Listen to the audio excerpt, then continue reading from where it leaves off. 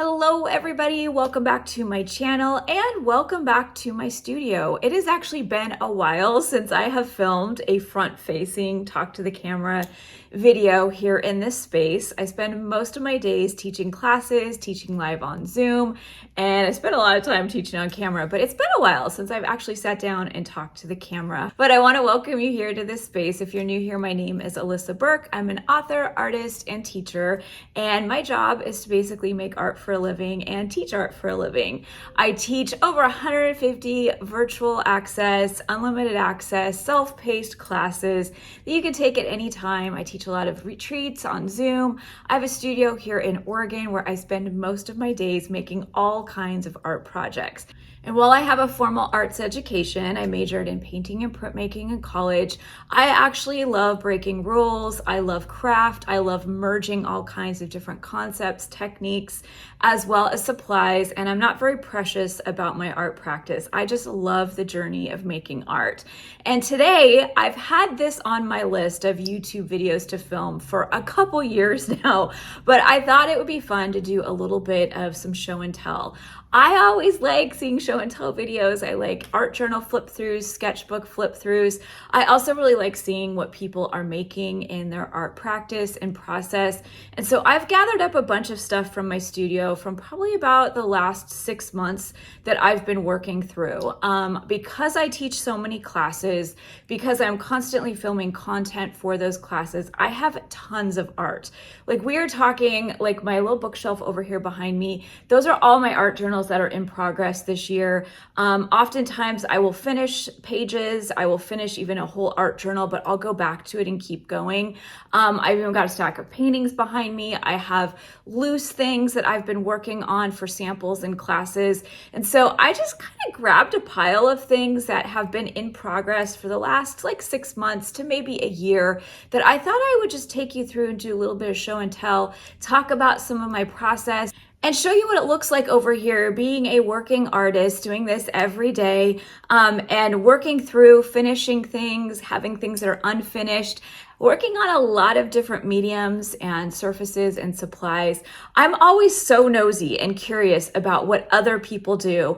And so I love being able to share that with others, both in my classes, in this space. And I'm hoping something in this video just piques your curiosity, inspires you, or just is informative of what it looks like over here for me and the business that I run and the things that I do throughout all of my different classes and my own art practice.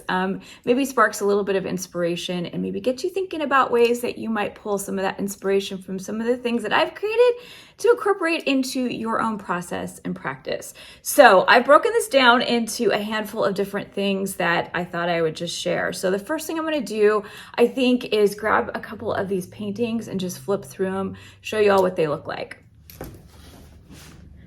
All right, so for the sake of time and my camera angles, I'm just going to keep this simple, but I've got a big stack of paintings. I don't know when I'm going to post this video. I feel like by the time I end up posting it, these will probably be listed in the shop because I've just been planning to upload a batch of originals and samples, but I tend to pick away at stuff over the year for my own practice, for my own creativity, and things that I eventually will sell, but they're not really a big part of what I do in my small business. The bread and butter of what I do day in, day out as a small business owner is teaching art classes. But I still like to make art, and I make a lot of art because it's what I love to do, even if I'm not teaching, even if it's not a part of business. So I do love to spend a lot of time painting. I'm kind of addicted to these bouquets in kind of decorative pottery or pots, something that they're sitting in with a vessel. So I've got a bunch of these and they are on stretched canvas. I think they're 16 by 24. And I have a whole bulk box of these canvases in my studio that I just pick away at over the year and just give myself time to work on things. Oftentimes, if I have extra paint on my palette, I will use that paint to create a background, and I will use excess paint to work over the top of these within layers over a span of time.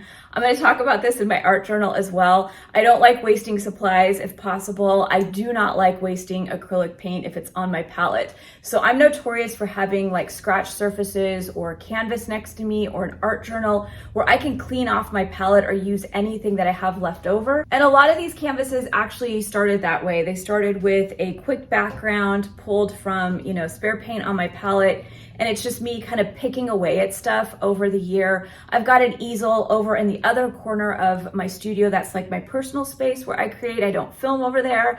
I often don't share some of that stuff. I have lots of secret stuff I work on over here that nobody gets to see. But these are things that kind of are for me to warm up, to practice. I love line work, whether I'm drawing or whether I'm painting. And so all those teeny tiny lines, I will, if I have 10, 20 minutes of extra time in my day, I will sit at my easel or at my table and just start working over the top of a lot of this. So I tend to accumulate a lot of these in a year just because I really enjoy working through them. I enjoy making art that actually hangs on the wall, which I don't do anymore. There was a point in my career, I'm 49. Oh my gosh, I'm 49. I'm 49, and at the beginning of my arts education and my art career, I did a lot of showing artwork at galleries and different types of artwork that looks really different from what I do today.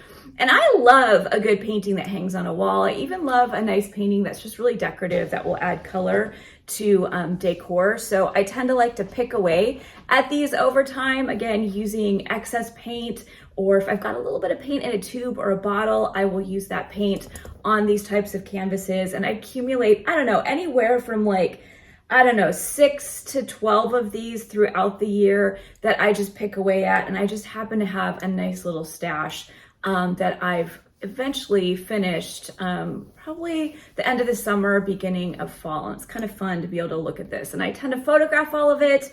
I document it. I will do things digitally with a lot of these samples, and then I end up selling them. So this is my first little show and tell, my little batch of paintings that I've been working throughout this year, just picking away at for fun. So next up, I have a big pile of loose samples that are really an accumulation of about the last 6 months, maybe a little bit longer, of classes that I have taught, as well as a lot of my own practice. So something to note about me over here is I spend a lot of time behind the scenes practicing. Because I teach so many different classes, I always want to feel confident about the things that I'm sharing and how I share them. I want to feel like I've worked out my ideas in different ways. And a little tip over here for anybody who wants to teach or do tutorials online. Even when I'm practicing, I tend to turn on my camera and capture it if I'm in my studio, simply because I can use some of those videos in the future or mess around with them, or even watch some of my favorite parts, techniques that I can then emulate or redo over and over again when I do finally get around to teaching and filming things. But then there's other times where I'm just sitting on the couch drawing, or I'm sitting at the kitchen table playing with my watercolors and my ideas, practicing, creating samples for classes. And then there's a lot of samples in this particular stack that were actual class tutorials. A bunch that are from some of my recent fall offerings, a class called Cozy Corners, where we are playing with houseplants, some bouquet classes, as well as some of my summer classes that I taught that focused on florals. But again, these are a lot of loose samples that are me really working through ideas or capturing my process. And you can see, even though it hasn't been like years and years of accumulating things, and I've actually been very selective about what I've picked for this particular video because I have so many over here behind the scenes, I still have a pretty good big stack of things from just a handful of different offerings, concepts, techniques that I've been practicing or working through. I've also taught quite a few live Zoom classes and retreats, which means I actually accumulate a ton of samples after after a weekend spent creating. And these last handful of ocean themed surfaces were from a summer retreat that I taught on Zoom. And I even have twice as many as what I'm even showing here on camera, which is kind of fun. All right, next up is something I actually keep right next to my desk because I love these two samples so much. They're actually from this time last year from a virtual retreat that I taught, but I have used them as inspiration in some other things that I've been filming. And it is a panel book that you can fold out, an accordion book with watercolor paper with different types of imagery on each of those panels. And it is centered around the season of fall, but I'm working on some other concepts inspired by this class from last year. So I've got these right next to my desk because I like little pieces and parts of what these tutorials actually ended up being. And I just love a good accordion or panel book. It's such a great way to make use of just simple materials. It's a great way to make a really small art journal. And it's a fun way to use really simple tools and materials. Instead of splurging on maybe a giant art journal or sketchbook or watercolor tablet, you can often put an accordion or a panel book together with scrap supplies or scrap papers. You can see mine have tons of layers, so I tend to cover up a lot of that space in unique and creative ways with a variety of different supplies, concepts, techniques, and that actually adds a lot of weight to these types of pieces. So these are sitting right next to me at my desk. Again, working on some other projects over here for the future, inspired by these from last year. All right, next up are some of my smaller sketchbooks and art journals from the last 6 months to a year. I had a floral petite class and then a sketchbook petite class where we are just focusing on working small. Little side note, all of these classes that I'm talking about are over in my shop. You can register for them at any time, but I have a ton of these tiny art journals on hand, and I just grabbed a couple of my favorites to show. I had to actually speed this up because they're so small and it takes forever to flip through them. But this is just a little short tour. You are welcome to use the video controls to slow this down if you want to see them slower or in greater detail. But the Floral Petite class was 30 days of focusing on flower themed surfaces, but since they're small, they're pretty easy to work through. And then my sketchbook petite class from earlier this year was another 30-day class filled with prompts when it comes to sketching small. My tiny classes, my petite surface classes, really do well. I know a lot of people love these classes because the smaller you work, the more ability you have to finish a surface, which means you often don't feel intimidated or stressed out trying to finish something. The larger you go, no matter what that surface is, the more time and supplies it takes. So these little petite classes, 30-day challenges, sketching, art challenges, are really fun over here and something that I enjoy doing as well because it's small, it's fast, and it really gets you creating with a variety of different prompts and really gets you comfortable working with different concepts and themes. The end result for me is often having a lot of these sketchbooks filled, but you'll notice there are a lot of blank pages in here as well that I will eventually get to and work through.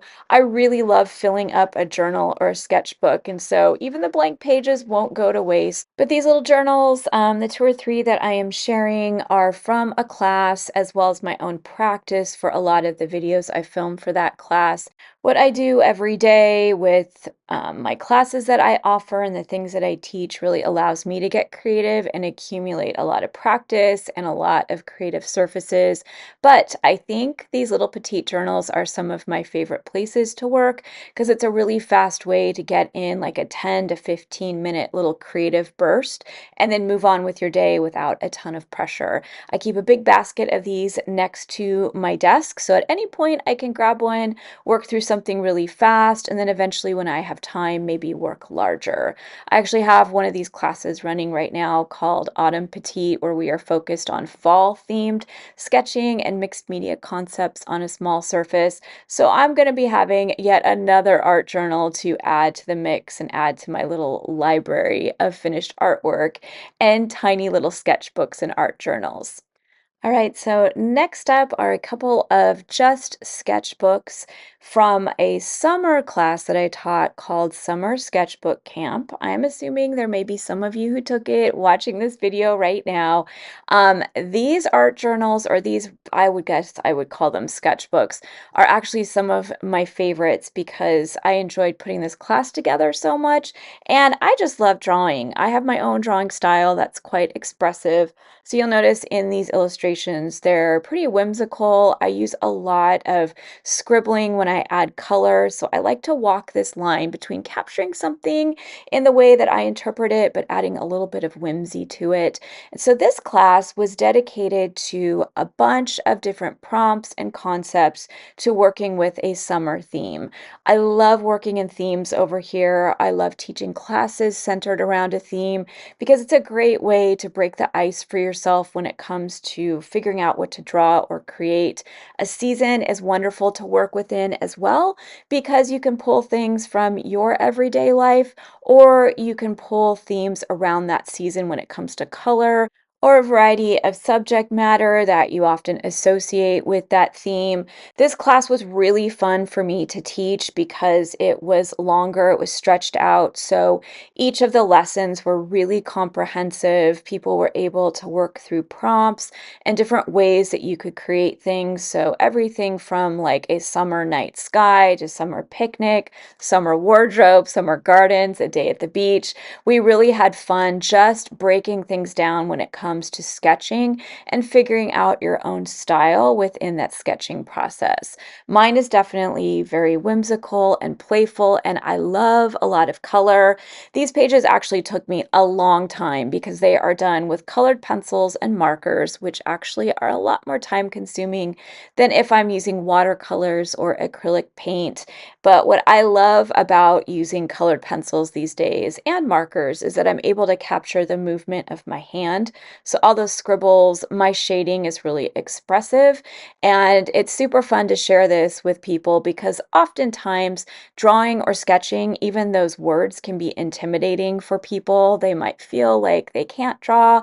And so when I share my own process, when it's playful, expressive, even a little bit messy and imperfect, I'm often able to share that you can still draw, you can explore sketching, even if you're a beginner or even if you feel a little bit intimidated. Drawing does not just mean capturing something in a realistic way, and I'm not interested in that in my own art. I love interpreting things in my own creative way. And so, really scaling things back and just focusing on pencils, some pens, and markers is a fun way to work some creativity into your day in, day out life. I love playing on pages like this. I like the way they feel afterwards as well. Just a little tip as you're watching me flip through. I use a lot of alcohol markers, and since they bleed through, I tend to glue each of my pages back to back, and then it thickens things up quite a bit. You'll see in this journal, I still have quite a few pages left over, which, spoiler alert, I'm going to be working on some tutorials coming up for the fall and winter when it comes to just sketching. So the next thing I have to share is actually my illustration journal, which I am going on about 2 years of working through concepts.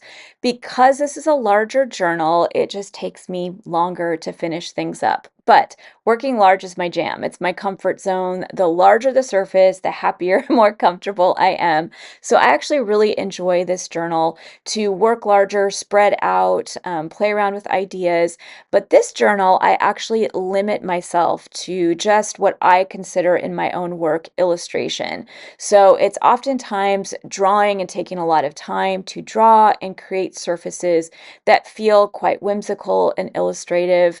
Everything from recipes to things pulled from my imagination to working through pages that maybe incorporate a season. Some of these pages are finished, some have some blank space that I'll eventually go back into, but you can see they are a lot more detailed. There's a lot of stuff happening on that surface. My own personal challenge over here, just because I'm a maximalist in my art, I love to see how far I can take a surface.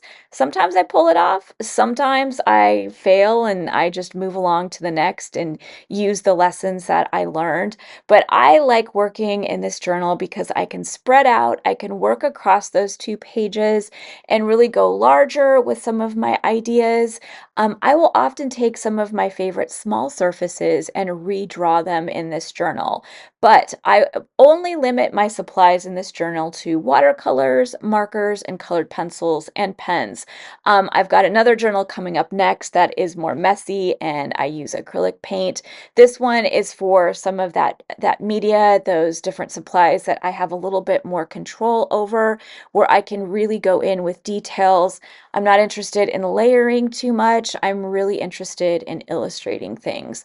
And you can see so far in a lot of the things that I've shared, especially in a sketchbook or art journal, I try to finish most of my pages and spreads, but I am notorious for leaving like empty space that I'll go back into. Sometimes I will add loose surfaces and glue them into a journal just so that I have a safe place to keep them so I don't lose them, or if I want to hang on to them for myself.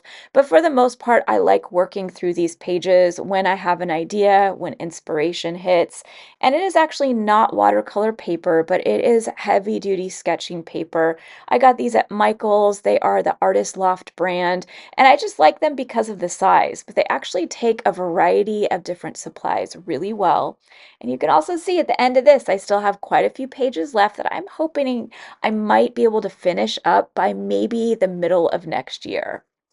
And then this is the same journal, but it is just dedicated to being messy and using acrylic paint. So as I talked about way back at the beginning of this video when I was sharing my canvas paintings, I always have something next to me when I am painting with a palette that I can clean my palette off on. So I either will do that on a canvas or I will pull this journal out, open up a spread, and just any excess paint that I have on my palette, I will add it and create a background in this particular messy journal so that once it dries, I have all these pages filled with color that I can continue to work over the top of. This journal and my previous illustration journal are two that appear quite a bit over here on my YouTube channel and tutorials, as well as over in my Patreon community. I tend to do a lot of demos in these particular journals because, again, I really enjoy working a bit larger. I can spread out and do a variety of different concepts and techniques. I always pull this journal out if I am teaching live on Zoom as well for different concepts that I can demonstrate and then quickly, set the journal aside, close it up, and then have all those surfaces for the future if I want to use them or reference them. But this is a journal where I get to be messy. I do a lot of layering in this journal. It looks like some of the other art journals I'm going to be sharing with you after this, but it is just larger. So it's that larger size, which again is my comfort zone. But as an artist, I'm always trying to push myself outside my comfort zone. So this is where I go if I'm wanting to feel comfortable, if I'm wanting to just feel like I can ease into an idea or process. But the smaller I go, the more uncomfortable I get. So my smaller surfaces tend to be ones that I feel a little bit outside of my comfort zone, but these two larger journals are where I feel like they are home to me. It is the size and surface that I really enjoy working through. I can spread out, stretch out, feel like I have lots of space to even use larger brushes, tools, and materials. I often use my hands when I paint with acrylics as well. And this is just a great size for me when I'm working through some of those ideas, and a great place for me to practice again. A lot of these ideas end up even bigger than they are in this journal, and it's a fun place for me to practice and develop and play around with those concepts. So once again, more pages in the back, hoping to fill this up at some point in the coming months.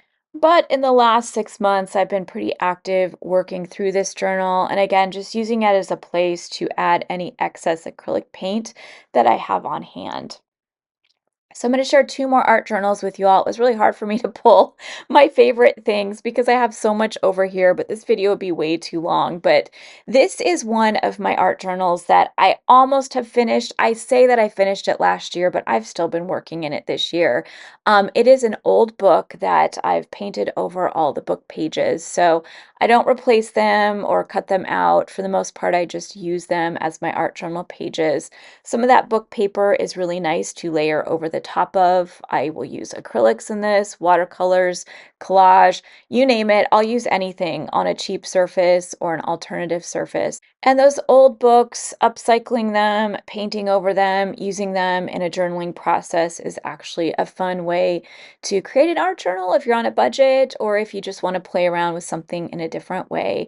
But this journal has a lot on those pages. In fact, so much that I broke the spine and I have to repair it a little bit because there are some pages coming out. But I love this journal so much, and I have a handful of spreads that I've continued to work through this last year because there's just a few pages that I felt like I could definitely go back in and add extra layers. Many of these pages have a lot of weight to them because I spend a lot of time junk journaling. I use all kinds of trash, scraps, basically anything I have on hand to thicken up my surface or add it in between those layers. And I am just notorious for pulling one of my journals off the shelf and continuing to collage and layer over the top of things. Other pages and spreads, I might spend a lot of time drawing, doodling, or working on surface or pattern design. My art journal is really a place for me to experiment. It's a place for me to work out ideas. I am addicted to the process. I am not really caring too much when I create about the end result. I spend a lot of time teaching, and I have to care somewhat about the end result of tutorials that I share. But in my art journal, it's my place where anything goes. It can be abstract, expressive, messy. I can draw, incorporate collage. I'm a hobby photographer over here, so I have a lot of photography that I end up printing out and using it in those pages here and there. I use a lot of trash and things from the recycling bin. So this journal is really like a year to a year and a half of a lot of creativity, a lot of layers and work. And I still have a handful of pages left and a handful of surfaces I'm likely going to work over the top of moving forward. All right, now this is this year's journal. I created this journal out of yet another upcycled book. It's a journal that I've been demoing in for a year-long class that I have called the Art Journal Collective. It's a meetup every month on Zoom where we are art journaling and I'm teaching. And so this journal is going to probably take me another year to fill unless I get really productive when it comes to some of these journals. But again, I have many going all at once. So I'm kind of pulling something off the shelf when I feel inspired. I know what I can go to. The size also is something that kind of determines what I want to work on. So these are a lot faster and quicker for me to fill. But this is this year's book journal that I've been working over the top of. And you can see I have a lot of pages just simply filled with messy color. I really enjoy getting rid of any blank space. For those who take my classes or watch my videos, you all will know I do not like a white page. I like to work over the top of color. And so I break the ice for myself in a lot of my journals by painting over things, scribbling over things, watercoloring over things, and then going back into those pages over weeks and months, sometimes years, drawing and working over the top of all that color. And I really like this approach because for me, it breaks the ice. When I'm staring at a blank page, I often feel a little bit intimidated. Even after studying and making art for as long as I have, I just feel a little bit shy when I look at a blank white space.